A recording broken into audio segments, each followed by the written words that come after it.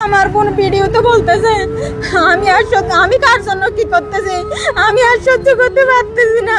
আমার বোন, ও আল্লাহ, ওর জ্বালা যন্ত্রণা সহ্য করতে না পেরে আমার বোন এরকম কাজ করছে।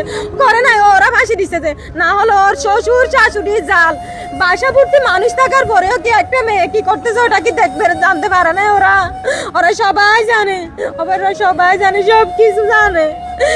হ্যাঁ, আমার বোনের জামাই পরকিয়া করছে, এগুলা আমার বোন যখন জানছে আর কি, তখন ওকে বলতো সব সময় নাকি বলতো, এ তুই চলে যা, তুই সাথে সংসার করবো না, তোকে ডিভোর্স দিয়ে দিব, তোকে রাখবো না, আল্লাহর কসম তোকে ডিভোর্স দিয়ে দিব, তোর সাথে আমি সংসার করবো না।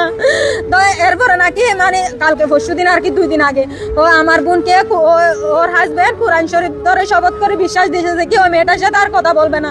তারপরেও কথা বলছে আমার বোন এগুলা দেখছে, যখন ও বলছে কেন কথা বলছে জিজ্ঞেস করছে, তারপর ওকে মারধর করছে, তারপর ও ফাঁসি দিছে। মেয়ের বয়স কত? মানে 7-8 মাস হবে আর কি, বিয়ে হয়েছে 3 বছর হয়েছে।